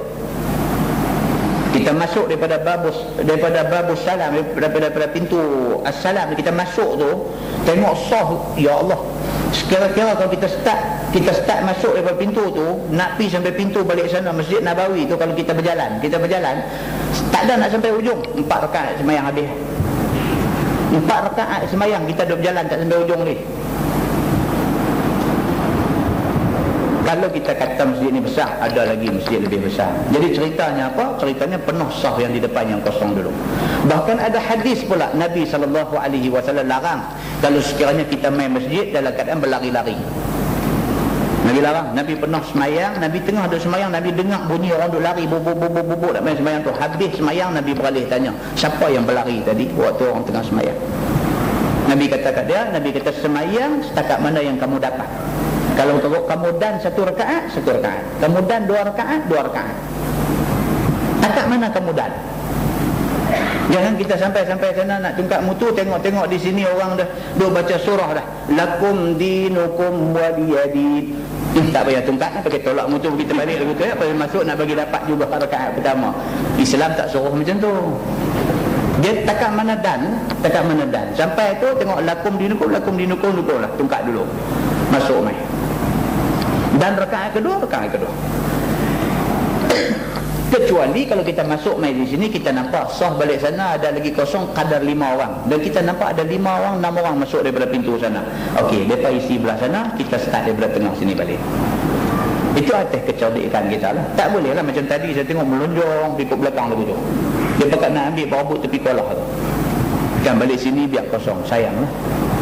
Jadi apa masalahnya? Masalahnya ialah kita tidak menjaga saf, sedangkan Nabi SAW sangat mengambil berat soal saf, sangat mengambil berat. Menjadi sunnah Nabi tu, bila nak semayang Nabi kata sawu, sin 2 kali sin tu, sawu sufufakum fa inna taswiyatas sufuf min iqamati salah. Sawu, samakan, hendaklah kamu semua samakan. Sin waw alif, sawu sufufakum fa inna taswiyatas sufuf min iqamati salah. Samakan saf-saf kamu, kerana sama saf itu sebahagian daripada sembahyang. Umar Al-Khattab lebih lagi lah, cabut pedang langsung, tarik tu, tumit kaki tu nak bagi sama dalam saf, jaga saf sampai macam tu. Bahkan Nabi kata samakan saf-saf kamu, kerana saf yang tidak sama itu Allah akan menyebabkan hati-hati kamu jadi tidak sama. Jadi kalau buka hadis ni dalam bab saf saja pun macam-macam peringatan Nabi SAW menunjukkan Nabi menekankan pentingnya jaga saf. Kita kena jaga kan, bila saf kosong rapatkan. Ada satu jadi kan, bila saf kosong di depan kan, kawan belakang nak pergi ke, kawan kanan nak rapat ke, jadi macam tu. Nanti dia jadi duduk gencok lagu tu, kawan belakang langkah sepak, kau nu langkah mai tepi, dia ni ghostan, dia nu pergi balik situ, dia duduk lagu tu pula, kacau juga ya tu pun. Dia nak mudah dia lagu mana? Hak kawan tepi rapat pelan-pelan, rapat pelan-pelan, saya ingat dalam 4-5 orang punya pergerakan dia boleh dapat rapat balik saf tu. Begitu. Belakang nak pergi, pasal sekali orang depan tak nampak, kawan dah pergi 2 step, kawan tu palam lubang tu, dia masuk gear R, reverse, tengok belakang dah ada kawan IC tempat. Jadi puzzle macam tu pula. Jadi kita putuskan, kita kata macam tu, kawan sebelah rapat bang, macam tu. Jadi jangan ada satu kosong pada tempat itu. Dan tempat kosong pada saf ini biasanya diisi oleh syaitan, Nabi kata. Jadi dia mengganggukan lagi kita ni daripada nak dapat khusyuk semayang. Tonton benda macam ni, kita bila nak tidur mesti ingat. Sajalah kita tanya diri kita, aku ni duduk semayang selama ni khusyuk ke tak? Saja kita tanya diri kita kan, aku duduk semayang selama ni aku khusyuk ke tak semayang? Lazat tu, yang kata lazat semayang tu, kita dapat tak lazat semayang? Kita rasa sedap bila masuk dalam semayang ni, rasa sedap, berasa kalau cik boleh biar duduk dalam semayang selama-lama, tak usah bagi salah. Ada tak kita dapat perasaan macam tu? Ataupun dalam kebanyakan semayang kita rasa macam nak cepat-cepat habis, sehingga kan kita akan baca hadis tu. Saya ingat di Masjid Simpang 4 Pematang Buluh, kita akan baca hadis yang akan datang ni. Dia cerita orang yang syubhat dalam soal ibadah. Syubhat dalam soal ibadah. Macam mana syubhat dalam soal ibadah? Syubhat dalam ibadah ni bila dia confuse, aku semayang asar ni 3 ke 4, 3 rakaat ke 4 rakaat, kira 4 lah, cepat habis. Syubhat dalam soal ibadah, 3 atau 4. Tiada pula satu orang tanya saya, dia kata, Ustaz, saya kadang-kadang bila confuse 3 ke 4, saya tengok jam dia semayang, dalam semayang 3 ke 4. Saya macam dia tengok jam. Dia kata saya tahu, macam saya tahu. Dia kata saya kalau semayang 4 rakaat ni biasanya saya akan ambil 5 minit. Jadi saya nak mengelakkan saya punya confuse dalam semayang ni. Dia kata bila saya dah ingat 3 ke 4, yang 4 saya nanti tengok jam. Kalau 5 minit nampak dah. Jadi dia kata saya selama ni, dia kata saya dah buat macam tu. Dia kata okey tak okey Ustaz? Tuan-tuan tengok ni, yang kata agama ni, kadang-kadang kita bila kita tak mengaji, kita nak buat penyelesaian cara logik. Logiknya kita semayang asar 4 rakaat 5 jam. 5 minit 5 jam 5 minit kan, logiknya begitu. So bila kita confuse, kita nak tengok jam. 5 minit 4 dah, bukan ada 3 dah. Agama kata macam mana? Agama kata kalau kita ingat 3 atau 4, 3 atau 4, 3. Pasal apa? Pasal 3 itu yakin. Kita yakin 3 dah. 4 ni kita tak yakin. 4 ke baru 3. Tapi 3 dah sure 3. Cuma 4 ke tak lagi? Kira hak yakin. Hak yakin 3, so tambah satu lagi. Ada kata kalau lagu tu pula, dia kata kita. Dia kata kalau lagu tu, kalau saya ingat 3, 4, saya kira 3. Saya tambah satu lagi, saya ada confuse pula. Ini dah 5 dah ni. Orang macam ni, kita kena nasihat dia lah. Makanlah barangan zaitun, kerana dia boleh menghilangkan was-was. Dia tak ada. Hadis dah orang punya terang, dia tak faham dia lagi, nantur lah. Kan? Jadi cerita dia gitu. Balik pada kaedah agama, kalau kita confuse 3, 4, kira yang yakin. Yang yakin 3, so tambah lagi 1. Bila tambah lagi 1, dia duk confuse 4 ke 5, tak usah layan confuse itu, kerana kita dah kira 3 dah tadi, dah kita genapkan jadi 4, selesai. Tidak ada confuse lagi. Jadi tuan-tuan, benda-benda macam ni mudah-mudahan Allah bantu kita lah, untuk kita nak memperbaiki mana-mana yang silap kita ni. Satu lagi jawab, bila dia kata abang saya meninggal dunia seminggu lalu, dan ini dah hari yang ke-8. Isterinya keluar dari rumah untuk ziarah kubur bersama dengan anaknya. Soalan, bolehkah isteri keluar rumah? Yang kedua, apa hukum? Yang ketiga, bolehkah kita buat kenduri arwah hari 40 pada hari ke-40 sebelum sehari awal?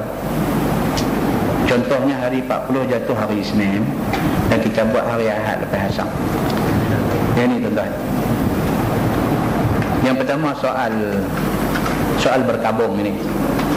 Orang Islam, orang perempuan, apabila kematian suami, tempoh berkabung dia ialah 4 bulan 10 hari. Dalam tempoh 4 bulan 10 hari itu, dia dilarang daripada satu, dipinang ataupun berkahwin dengan sesiapa. Yang itu yang paling besar, larangan paling besar. Dalam tempoh iddah wafat 4 bulan 10 hari itu, tak ada siapa boleh meminang dia, dan dia tak boleh kahwin dengan siapa-siapa. Yang itu paling besar. Dan selain daripada itu, orang perempuan yang duduk dalam tempoh iddah wafat kematian suami ini, dalam tempoh 4 bulan 10 hari, dia tidak boleh berhias-hias.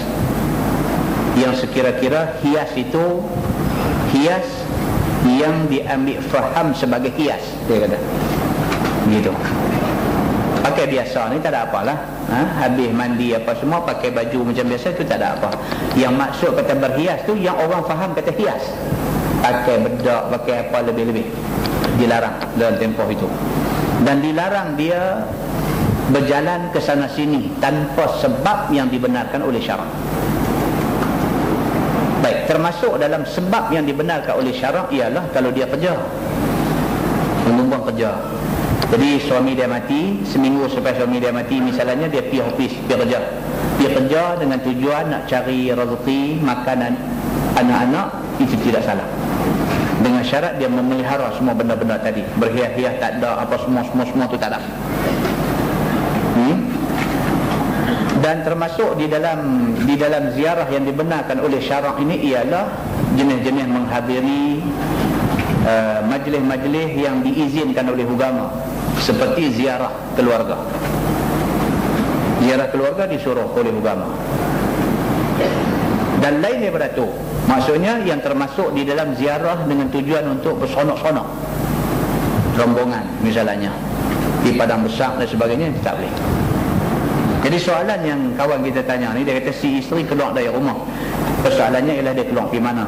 Kalau dia keluar pergi kerja, tak salah, dengan syarat dia mengawal adab-adab dia.